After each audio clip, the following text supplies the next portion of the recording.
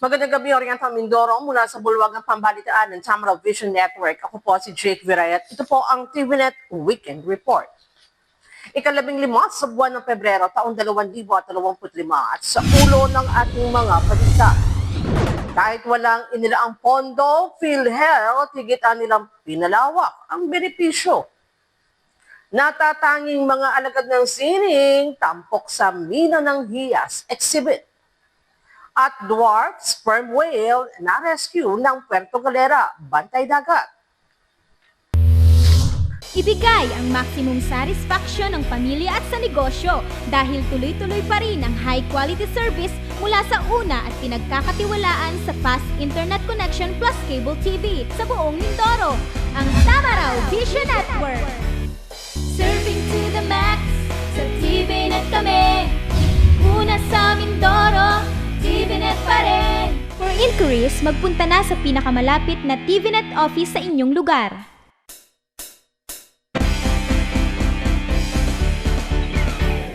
At sa detalye ng ating mga balita, isang solidarity pact signing para sa 2025 national and local election at Bangsamoro Autonomous Region in Muslim Mindanao Parliamentary Election ang isinagawa sa Police Regional Office 4B Regional Headquarters Building sa Camp Navarro, Calapan City, Oriental, Mindoro, nitong Miyerkules, 5 ng Pebrero. Isang solidarity pact signing para sa 2025 national and local election at Bangsamoro Autonomous Region in Muslim Mindanao Parliamentary Election ng isinagawa sa Police Regional Office 4B Regional Headquarters Building sa Camp Navarro, Calapan City, Oriental, Mindoro, Miyerkules, 5 ng Pebrero. Ang naturang aktibidad ay dinaluhan ni COMELEC Region 4B Regional Election Director Atty. Gloria Ramos Pitalio na siya na rin naging panauhing pandangal at takapagsalita. Sa kanyang mensahe, hinimok ni Pitalio ang mga stakeholders na protektahan ang integridad ng proseso ng pagboto at tiyakin ang malaya, patas at kapanipaniwalang halalan. Sa bahagi ng BJMP, tiniyak ng Regional Director Jill Senior Superintendent Clarence Mayangao na puspusan ang mga pagsisikap at paghahanda sa seguridad sa mga kulungan at binigyan diin nito ang kahalagahan ng pagtutulungan ng mga ahensya at iba pang stakeholders sa pagtiyak na maayos at mapayapang pagdaraos ng halalan. Nakilahok din sa nasabing aktibidad ng iba pang sangay ng gobyerno tulad ng Philippine National Police, Philippine Coast Guard, Land Transportation Office, Department of Education, Department of Interior and Local Government, and Armed Forces of the Philippines. Samantala, iniulat ni BJMP Mimorapa Operations at Information Shield Officer 3 Geoffrey Anglo na ang kabuang bilang ng mga rehistradong persons deprived of liberty sa mga posibilidad dito sa buong rehiyon ay nasa 1,758. Sa bilang na ito, 1,394 PDLs ang boboto on-site sa mga special polling precincts na nasa loob ng mga pasilidad ng kulungan at 364 na PDLs ang boboto sa mga polling precincts sa labas ng mga pasilidad ng BJMP. Na-rescue ng Bantay Dagat ang isang dwarf sperm whale na namataan sa karagatan ng poblasyong Puerto Galera araw ng Huwebes, 13 ng Pebrero. Ang detalye sa ulat na ito. Na-rescue ng Bantay Dagat ang isang sugatang babaeng dolphin na namataan sa karagatan ng poblasyon Puerto Galera araw ng Huwebes, February 13, 2025. Ayon sa Bantay Dagat Puerto Galera, habang isinasagawa ang isang coastal cleanup umaga na nabanggit na araw, ay nakita nilang isang sugatan at nanghihinang dolphin. Kaagad nila itong dinala sa tabi upang makapagpahinga. Mabilis rin nilang nakipag-ugnayan ang Municipal Environment and Natural Resource Office sa Bureau of Fisheries and Aquatic Resources o BFAR upang humingi ng tulong. Ayon sa Puerto Galera Information Office, ililipat ito sa ligtas na lugar sa Tulangan, Puerto Galera. Kasalukuyan ding minomonitor ng BFAR ang dolphin habang nakikipag-ugnayan na ang MENRO sa Provincial Veterinary Office upang masuri at mabigyan ng kaukulang treatment ang sugatang dolphin para sa tuloy-tuloy na paglakas at muling makabalik sa karagatan. Samantala, 8 ng Pebrero, Nakibahagi sa isinagawang Unity Walk ang mga lokal na aspirante sa lungsod, kinatawan ng iba't ibang sektor at mga konsernadong individual na pinangunahan ng City Comelec Office. Sama-sama sila naglakad sa mga pangunahing lansangan sa lungsod hanggang sa City Plaza Pavilion, kung saan isinagawa ang Peace Covenant Signing at Pledge of Commitment. Balikan po natin ang mga naging kaganapan.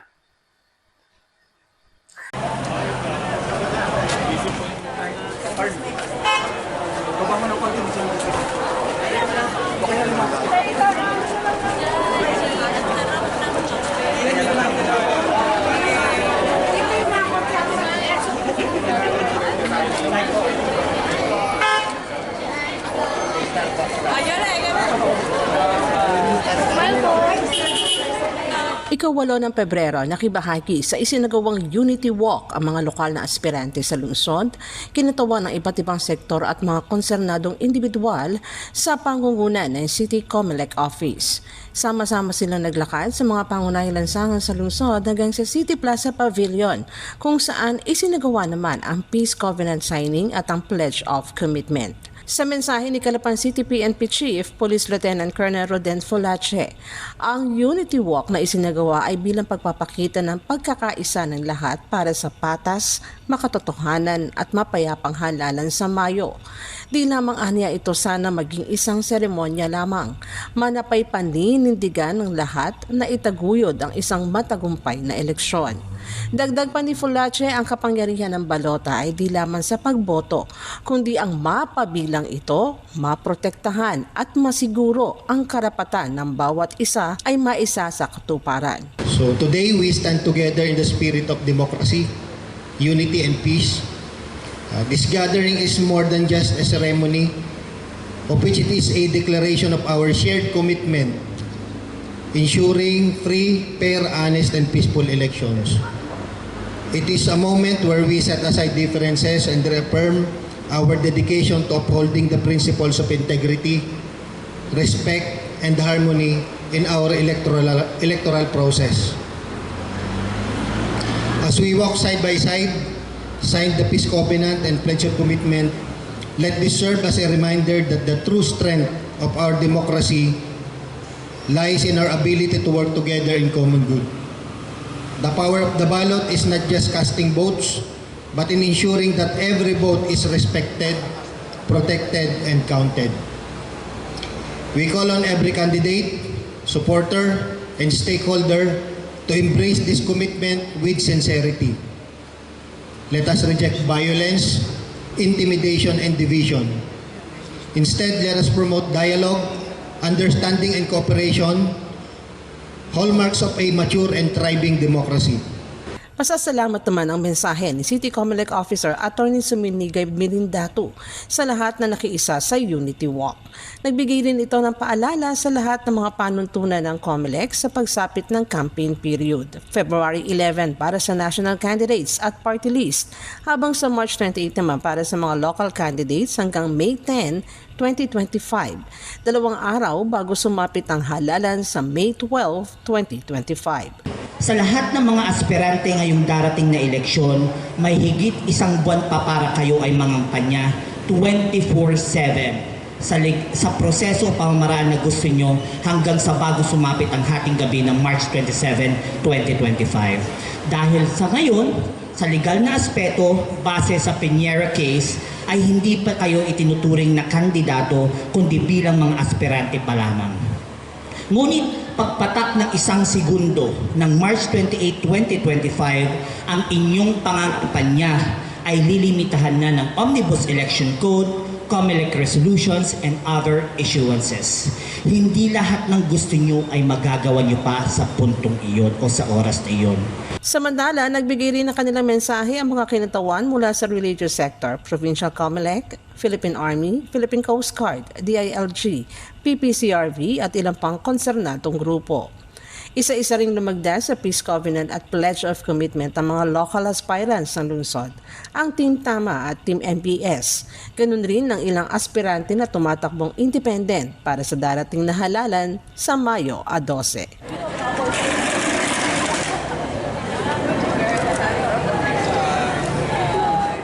Nagbabalik po ang TVNet Newsline, makalipas lamang ilang paalala. Bakit ka kasi kumabit? Alam mong di tama yan, di ba? Huwag ka nang gumamit ng pag-aari ng iba. Nakakaperwisyo ka sa mga legal na cable. Lumalabo ang signal nila. Mahiya ka naman, hoy. Illegal na cable mo, putulin na. Ano, gusto mo bang umabot pa sa kulungan? Umiwas ka na sa gulo tsaka skandalo. Huwag maging kabit. Magpakabit ng tama ngayon. Supported by PCTO. Good news po para sa lahat ng subscribers ng Cable TV at Cable Internet. Naisabatas na po ang Anti-Cable Television and Cable Internet Tapping Act of 2013. At ayon dito, bawal makikabit ng Cable TV at Cable Internet. Ang parusa sa sino mang lumabag sa batas na ito ay pagkakakulong at pagbabayad ng malaking multa. Bayad ka na nga, kulong ka pa. Kim Atienza po, nagsasabing pagdating sa batas, hindi weather-weather lang. Huwag maging kabit. Supported by the PCTA.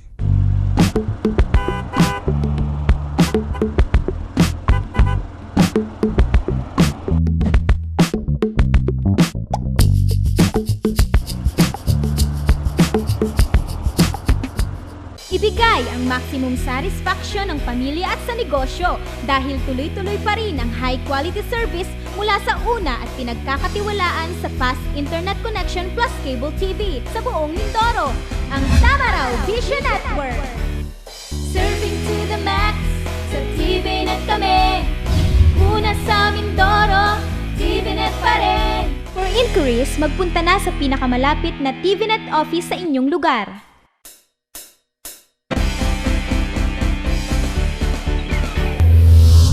Bilang bahagi ng pakikiisa ng pamahalaan panlalawigan sa pamamagitan ng panlalawigan tanggapan ng turismo sa pagdiriwang ng National Arts Month, formal na binuksan sa publiko ang Mina ng Hiyas exhibit sa Mangyan Ballroom Hall, Oriental Mindoro Heritage Museum sa Ibabais, Calapan City, ika-12 ng Pebrero. Narito po ang mga naging kaganapan. Bilang bahagi ng pakikiisa ng pamahalaan panlalawigan sa pamamagitan ng panlalawigan tanggapan ng turismo sa pagdiriwang ng National Arts Month, formal nang binuksan sa publiko ang Mina ng Hiyas exhibit sa Mangyan Ballroom Hall, Oriental Mindoro Heritage Museum sa Ibabais, Calapan City, nakaraang 12 ng Pebrero. Tampok dito ang pagkamalikhain at galing na may 15 artists mula sa Oriental Mindoro na karamihan ay nagmula sa Voyage Mindoro Artist Group. Kabilang dito sina Ana Lumpas, A.R. Fatalio, Efren Garciliano, Elisa Certeza Rufon, Florante Villarica, Justin E. Venus, Lloyd Marquez, Mark Jason Luwalhati, Marites Alberto Gonzaga, Nilo Iraya Evangelista, Peter John Salazar, Shine Vito, Tala Mohana, Wilfredo Rufon Jr. at Wilfredo Rufon.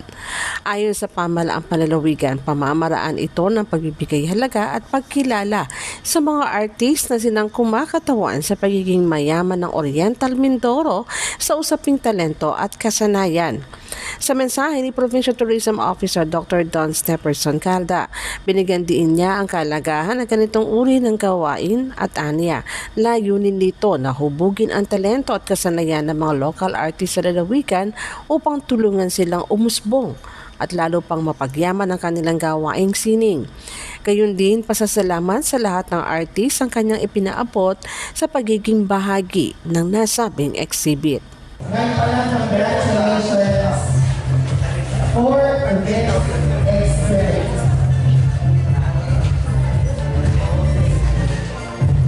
And welcome po sa students and faculty ng Mindoro State University. And Mangyan Number po,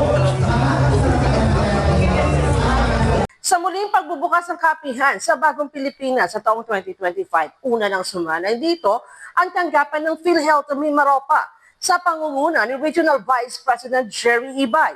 Ika-11 ng Pebrero na ginanap sa Tamaraw Hall sa Kapitolyo.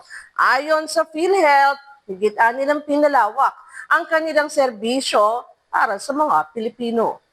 Sa muling pagbubukas ng kaapihan sa bagong Pilipinas sa taong 2025, una nang sumalan dito ng tanggapan ng PhilHealth Mimaropa sa pangunguna ni Regional Vice President Jerry Ibay, ika-11 ng Pebrero na ginanap sa Tamaraw Hall sa Kapitolyo. Dito muling humarap sa local media ang mga opisyalis na nasabing tanggapan mula sa iba't ibang nasasakupang lalawigan.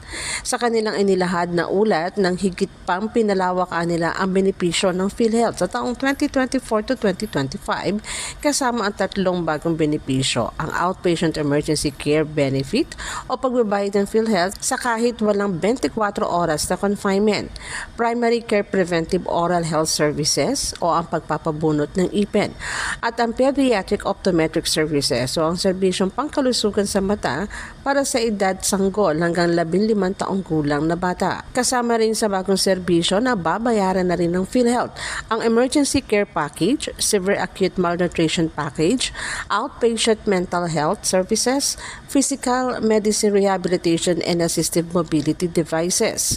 Itinaas na rin ang maaaring maklaim sa mabigat na kaso ng sakit kabilang ang hemodialysis session, breast cancer, kidney transplant at peritoneal dialysis. Hinihikayat rin ni Mimaropa Regional Vice President Jerry Ibay ang mga PhilHealth members na magparehistro at i-avail ang e-consulta program na kumakatawan sa mas malawak na benepisyo ng PhilHealth para sa lahat ng mga kasaping Pilipino. Dito na pag-alaman mula sa mga dumalong mamamahayag ang pagkakaroon ng e-consulta provider ng isang miyembro na hindi naman nila pinili o pagbibigay na anumang impormasyon kaugnay sa e-consulta. Aminado naman ang PhilHealth na mayroon ng ganitong mga pangyayari at kanila itong masusing iniimbestigahan. I'm having it checked already because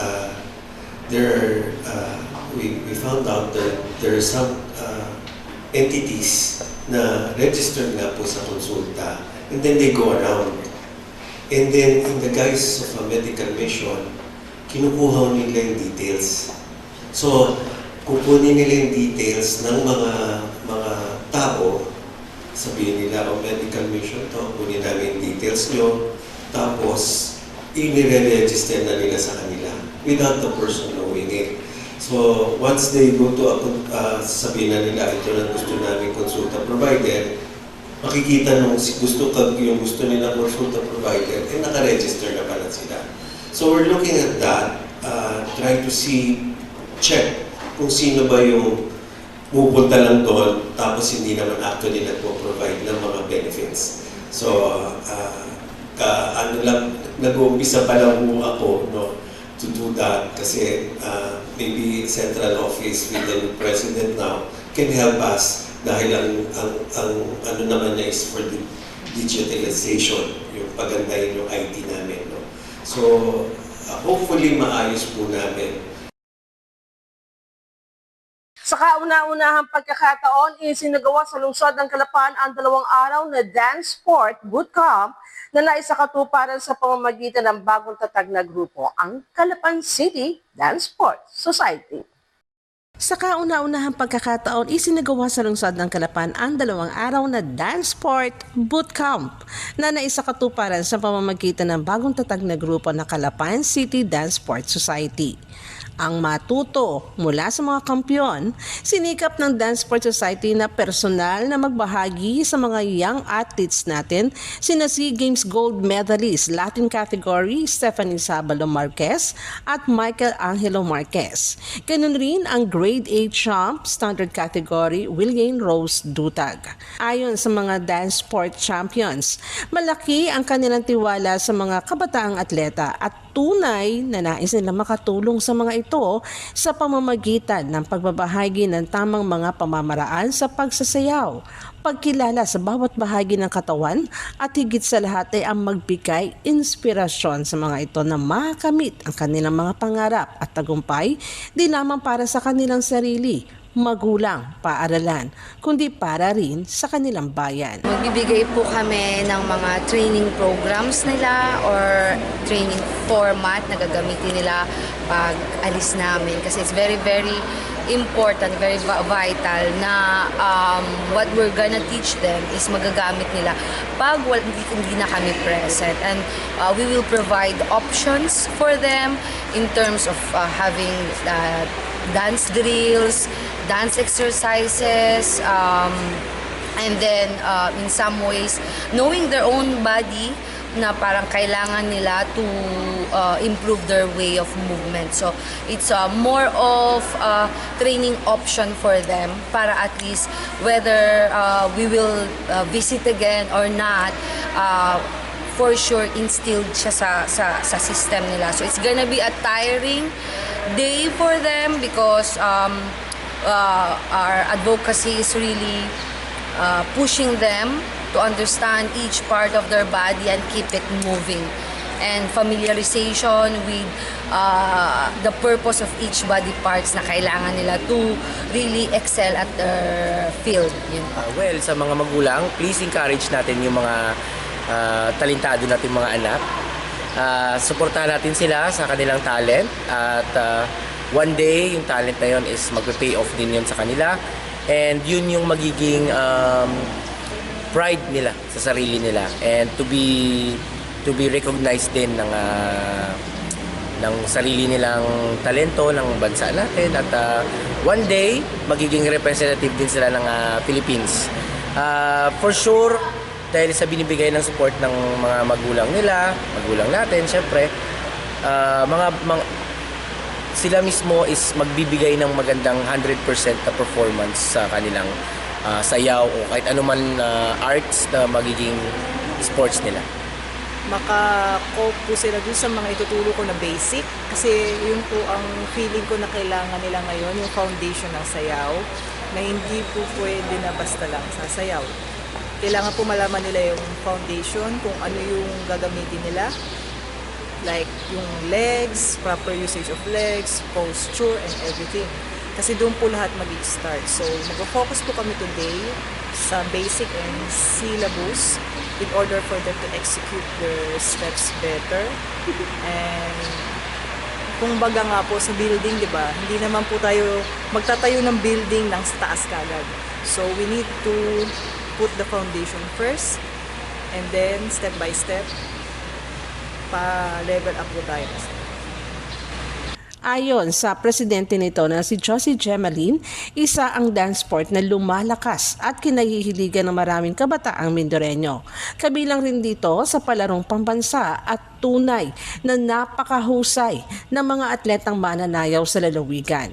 Kaya naman dito nabuo ang grupong Dance Sport Society at upang suportahan at gabayan rin ang mga dance sport enthusiasts sa lungsod ng Calapan at maging ng buong lalawigan ng Oriental Mindoro. Ito po ang kauna-unahang dance sport camp na ginawa ng Calapan City Dance Sport Society na bagong organisa po upang lahat po ng mga dance athlete natin dito sa ating bayan ng Calapan ay matuto ng tamang technique kung paano po sila gumalaw o sumayaw sa dance floor. Dahil ngayon po, ang dance sport po ay kasama na po sa palarong pambansa. Ngayon, naniniwala po tayo na ang mga Mindoreño ay magagaling po sa larangan ng pagsayaw.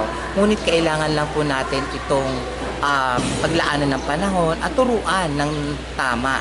Kaya po tayo ay nag-organisa ng ganito upang lumaki po ang ating grupo at makapagdala rin ng ginto sa ating bayan at sa ating bansa. Kaya po din tayo nag-imbita ng Philippine team coaches upang lahat po ng mga taga-Calapan at sa buong isla ng Mindoro ay matuto kung ano po ang dapat, ang akma para sa tinatawag na dance sport competition level, local or national.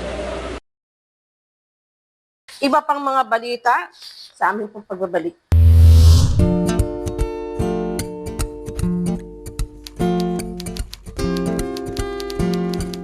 Inday, pakiligpit nga itong mga kinalat ng mga bata.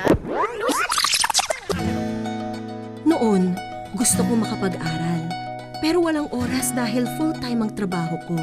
Pero ngayon, dahil sa online classes ng Solar Learning at DepEd Alternative Learning System, natupad na ang pangarap kong makapag-aral. Good day, ka-learners! Welcome to another episode. Hindi ko na kailangan pumasok sa eskwelahan. Nakakapag-aral ako sa oras na gusto ko. Anytime! Nagkaroon ako ng second chance sa pag-aaral. At dahil recognized ito ng DepEd, sigurado ako sa diploma. This lesson, You should be able to. you learned about the persons. Sa wakas, matatapos ko na ang high school ko. Ay, salamat din nga pala kay ate. In-sponsor niya ako na ma-enroll sa Solar Learning.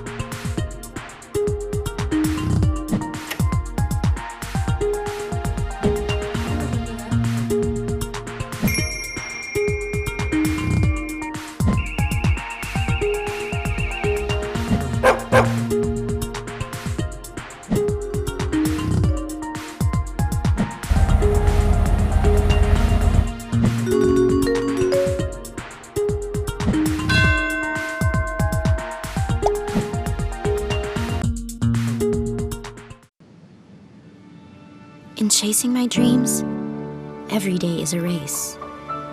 For every second I dedicate and every effort I put in, I want bigger results to come out. To turn every small step into the biggest achievement.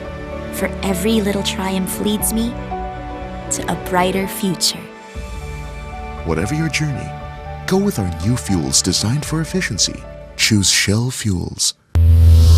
Gabi na ikawalo ng Pebrero, naganap ang isang sunog sa Barangay Ginobatan na tumupok sa isang bahay kung saan isang binatilyo ang nabigong makalabas at nasawi sa nasabing insidente. Nagdadalamhati ngayon ang nauli ng pamilya na binatilyong nasawi sa sunog na naganap sa Barangay Ginobatan. Batay sa report na itawag ang sunog sa istasyon ng BFP Calapan pasado alas 10 ng gabi ng ikawalo ng Pebrero, araw ng Sabado. Natupok ang isang bahay kung saan ay nabigong makalabas ang binatilyo na nagre-review noon ayon sa ina para sa nakatakda nilang pagsusulit. Bagamat punong-puno ng hinanakit ang ina ng biktima, hangad niya na hindi na mangyari sa kahit kaninong pamilya ang trahedyang sinapit nila. Panawagan niya sa lahat ng konsernadong ahensya na laging maging handa upang sana ay makasalba pa ng buhay. May exam siya ngayong araw na ito. Napakasakit.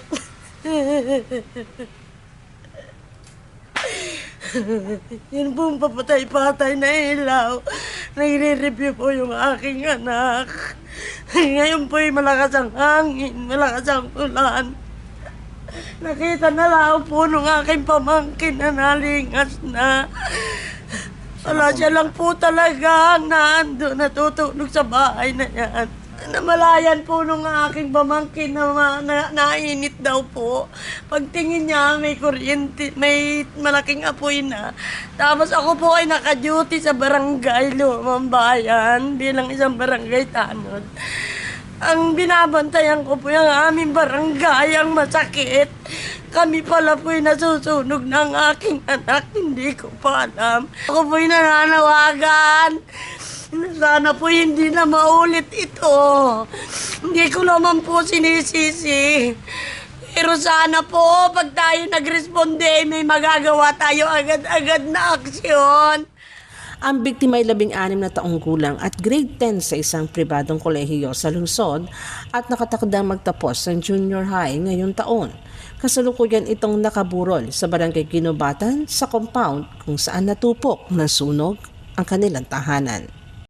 February 7, 2025, sa Heritage Museum, Barangay Ibabais, Calapan City, pinangasiwaan ng Coast Guard District Southern Tagalog and Doni at oath-taking ceremony para sa 32 newly appointed members of 517 Coast Guard Auxiliary Squadron.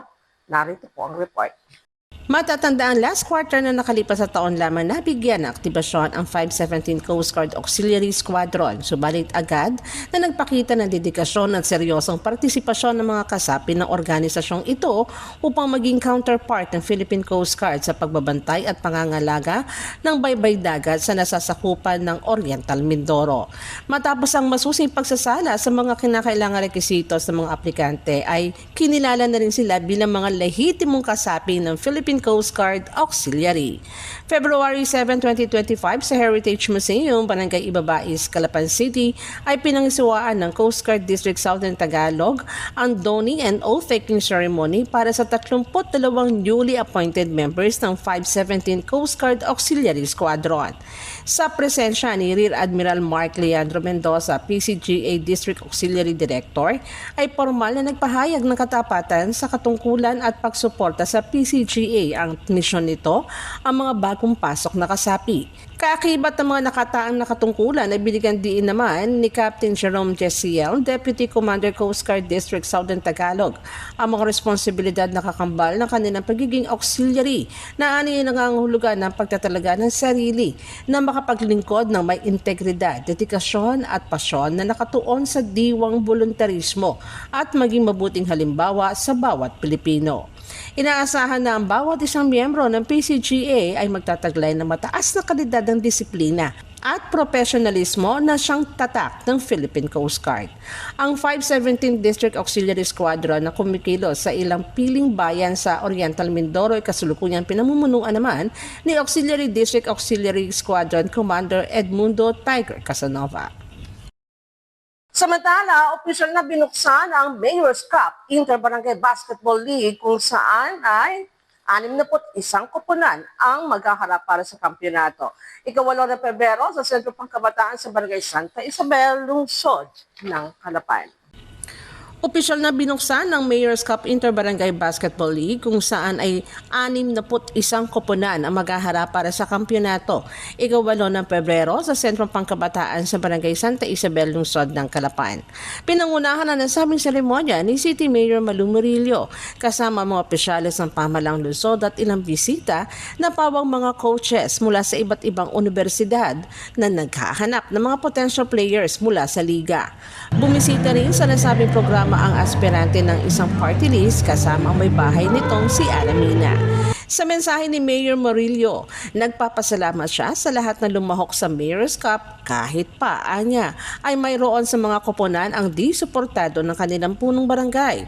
Binigyan din niya na hindi lamang ito isang liga, kundi isang patunay anya ng pagkakaisa, kapatiran at pagkakabuklod ng isang pamilya ng isang lungsod at lakas ng taong bayan.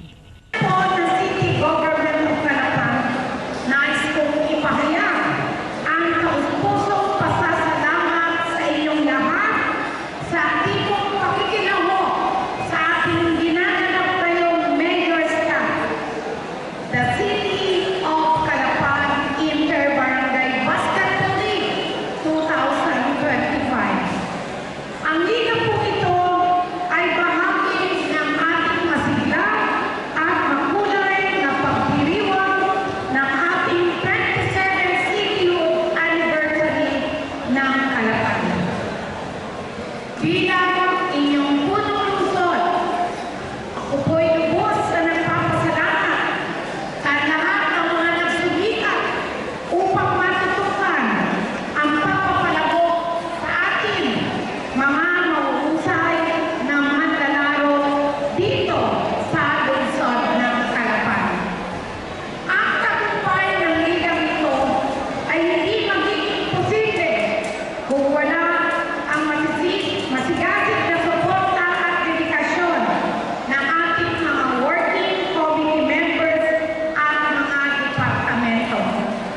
Ang nasabing liga ayon kay Mayor Malu Murillo ay bahagi ng selebrasyon ng ika-27 taong anibersaryo ng lungsod sa darating na Marso. Upang higit na paghusayin pa ng bawat koponan ang kanilang laro, dinoble ng punong lungsod ang cash prizes. Para sa third placer mula sa 5,000 piso, itinaas ito sa 10,000 piso. 20,000 piso naman para sa dating 10,000. Para sa second runner-up, 50,000 pesos mula sa dating 25,000 pesos ang makukuha ng first placer at ang tatanghaling kampyon ng liga mula sa dating halaga na 50,000 pesos, iuuwi ng mga ito ang cash prize na 100,000 pesos. Ang championship game pipilitin rin ayon kay Mayor Murillo na ganapin kasabay ng pagbubukas ng Calapan City Coliseum. Maaari niyo rin po kaming mapanood sa YouTube. Type lamang po ang TVNet Newsline. Bisitahin at ilike rin namin Facebook page, Newsline, Channel 10. At yan po ang kalipunan ng mga balita na kalap ng Newsline staff and crew para sa mga nakalipas na araw. Para po sa inyong comments, suggestions, mga balita at impormasyon na nais yung iparating sa aming programa. Tumawag po lamang sa TVNet hotline sa numero bilang 043-288-4240. Ito po ang TVNet Newsline, katotohanan na serbisyo, hatid sa mga Bindoreño. Ako po muli, si Jake Biray na nag-iiwan sa inyo na isang maganda at mapayapang gabi. Marami pong salamat sa inyong walang sawang pagsubaybay.